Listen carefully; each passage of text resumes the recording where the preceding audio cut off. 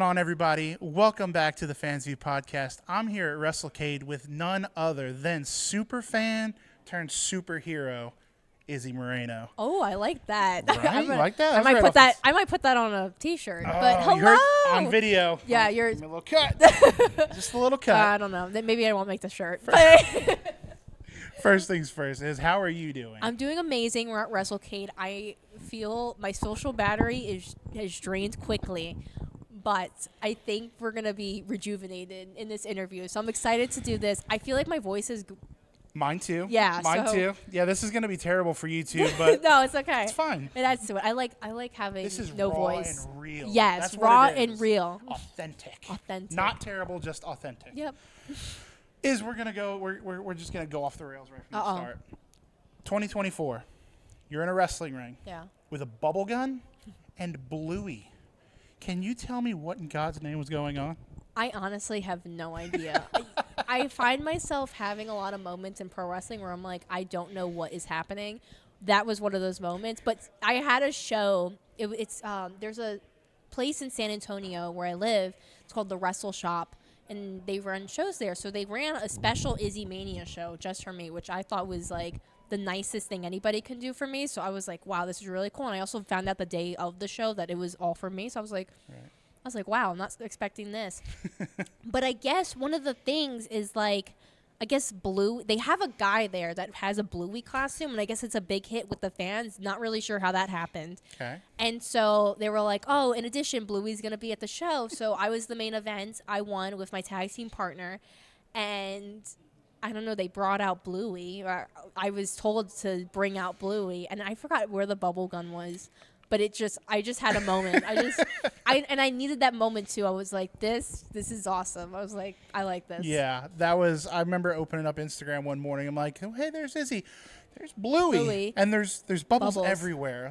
Okay. But God bless first off, I love independent wrestling. Yeah, that's indie wrestling yes. for you. That's indie wrestling at its finest. Yes. But I love that picture because I sent it to like one of my closest friends, and he was like, "You look so happy in this picture," and I was like, "Thank you."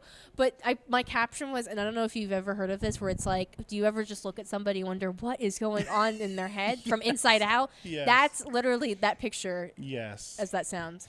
So to kind of take it back, obviously people know that you were a super fan during the NXT Black and Gold era. Everybody's going to ask you this. Everybody wants to know, what's the relationship like these days with Bayley? Yeah, so I don't, it's not like I have Bayley's number and I can call her. I definitely still support her. She always has like that special place in my heart where I can be like, she's still my favorite wrestler.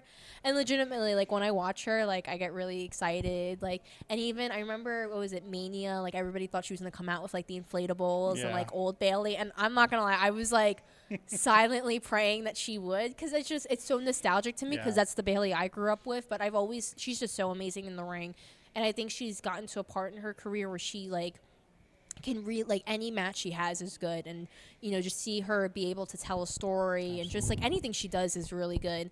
I don't remember the last time I saw her. I want to say it was like around 2020. Right. She was driving. I was at the PC for NXT, and she was driving by, and I saw her in her car, and my dad was like, "That's Bayley," and I was like, "That's cool."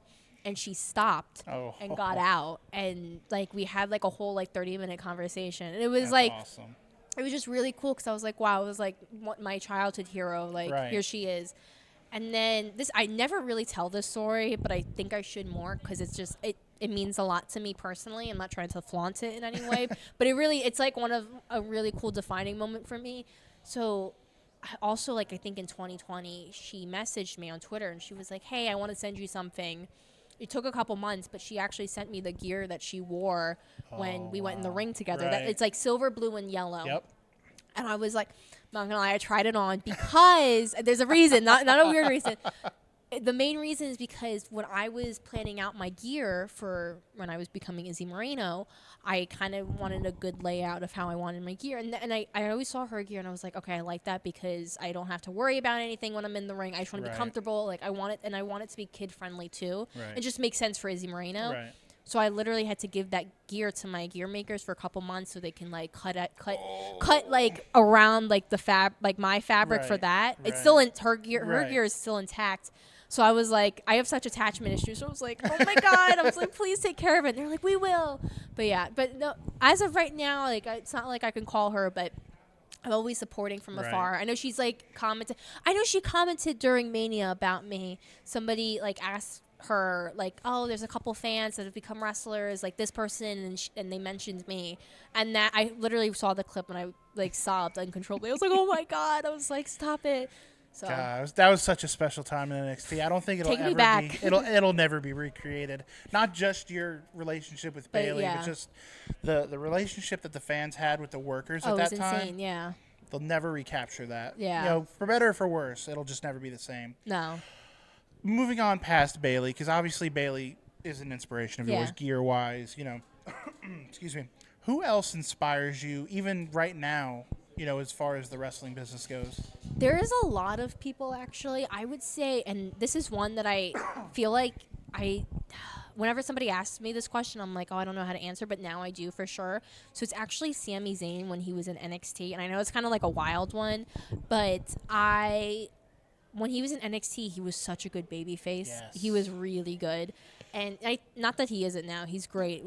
Anything he does is good, but him. The way he sells, his connection with the crowd, I remember being super invested in him. Yep. So I try to look at myself as like the female Sami Zayn. So even last year when I was at WrestleCade for my Tiffany Nieves match, somebody was like, watch Sami Zayn. He was like, because you're literally the female Sami Zayn. And I like, after my match at WrestleCade last year, I had an upcoming match against Kylan King, and she's much taller. And so I watched the way Sami would sell for certain wrestlers. And he does this thing where he like crumbles. And I was like, I love that. And I was like, I feel like I can do that. And there's no way I can master it to his level, but I like to think that I've gotten good at it. So like, I'm always like, even when I'm at practice, I'm just by myself. I like to just literally like pretend I took something and then I like crumble. So it's Sami Zayn I like adore, and I love watching his stuff. You know, now that you say that, I can see that for sure. Yeah. For sure in your repertoire. You know, you have that distinction of the fact that you came up, you were a super fan, you know, during an era that NXT had a lot of eyeballs on it. But unfortunately, with the eyeballs and all the praise and the "We Love Izzy" comes the trolls. Yes. How do you deal with, because it's jealousy, 99.9% of it is, oh, I wish I could be in that position. Yeah. How do you deal with people that just, they don't want to say anything positive, it's just negative, negative, negative, especially in social media age. Yeah. How do you deal with that? For me, it was hard at first because I first got it. I mean, I always kind of got it when people saw me front row at NXT. But I think I saw it when I was 10 because I had my first match when I was 10. And so I saw it like a lot. And I wasn't even really on social media at that time. Right. My parents were running my account because I wasn't old enough to have like my own account. Yeah. But like, I think for me, it was really hard to see like some of like my favorite wrestlers who I would watch on TV, or even people who I trained with, like who prepared me for that match. Like they had stuff to say. So I think like that kind of set me up for the stuff that I would face like a couple years later. Because I think some of the backlash that I've received over the past couple of years has been much worse than when I was 10. Right. So in a way, it did set me up, but kind of didn't because I wasn't expecting. Because this is when I got it again, I was really on social media, so it's so easy to freaking vanity search yourself and be like, whoa, the entire social media fan base hates me. But I've been so lucky to experience that and just kind of deflect it in a way. I have such a great support system behind me from my parents who will literally do anything for me. They'll fight for me, basically. They will. Don't play. Don't play. Cody does not mess around. Y'all don't want to smoke. No, they don't. They'll do anything for me, and even just my mom, too. So I have a really good support system, and I just make sure that I put measures in place to make sure I'm not always on social media. Right. But yeah, like I would find myself sometimes like vanity searching myself, and I would go into like a spiral. I'm like, I hate myself. Yeah. But now we reject that, we throw that away, and we just we do better. Heck So yeah, I'm in a better place with it because even I'll get it sometimes, and it honestly just makes me giggle. Like really, really, like it just makes me giggle. I love that, and I want to give a shout out to your parents, honestly, too, Yes. because it's even as a parent, I am a father, so I know how it is. Like, when you're getting, excuse me. No, you're good. When you're getting the hate, that's one thing. Yeah. When your daughter's getting the hate and there's nothing you can do about it. Yeah. My hat's off to those two. It's like you said, they've always been there for you as a support system, and it's easy to see that from the outside. So I just want to make sure we tip the hat to them. Yes. Thanks, Mom and Dad. Thanks, Mom and Dad. We appreciate you. To kind of bring this thing home, I like to ask everybody the same two questions. Yes. What are you a fan of? Because this is the fans' view. What are you a fan of outside of the ring when you're not, wrestling with Bluey and bubble gums? I have a lot of surprising hobbies, honestly. So I think a lot of people know this. I'm a huge Swiftie, like ginormous Swiftie. Small piece of your personality. Yeah, maybe. like literally everything I do, I try to make it Taylor Swift related. Anything I do, I'm like Taylor Swift. I'm like, how is this connected to Taylor Swift? I'm also I'm a big sports fan, so I'm a huge Washington Commanders fan, Yankees fan, Tampa Bay Lightning fan. So I love watching sports. My Sundays are my days to veg out on the couch and just watch football. Love it. Outside of like all of that, because I feel like that's its own little realm, I love to read.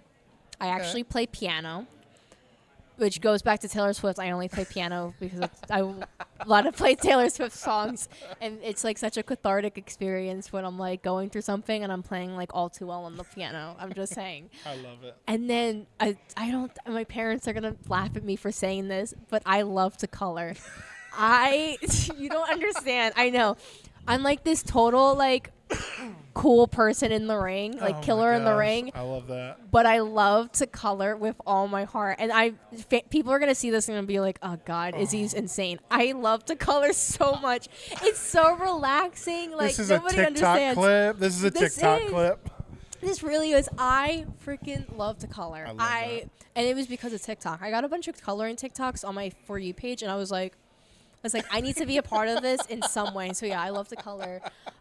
Yeah. So Izzy, I think those are my main ones. Do not ever change. No. Don't ever change. And I would say, the other thing, I make friendship bracelets, but that's pretty connected to pro wrestling. Yeah. But, I would say friendship bracelets. That's pretty, it's good to have your hobbies away from the ring. Yes. Also going to Disney, that's another one. I love going. Oh, that's just the Florida girl. That's the Florida girl. That's the Florida girl. And Disney. I love going to Disney. We forgive you for that. And the last question I have to ask everyone, and you're going to have a unique perspective because you are so young in life and in the business. Yeah. What does the term success mean to you?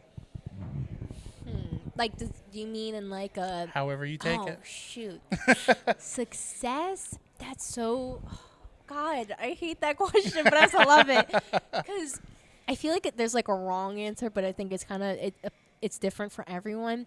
I think for me...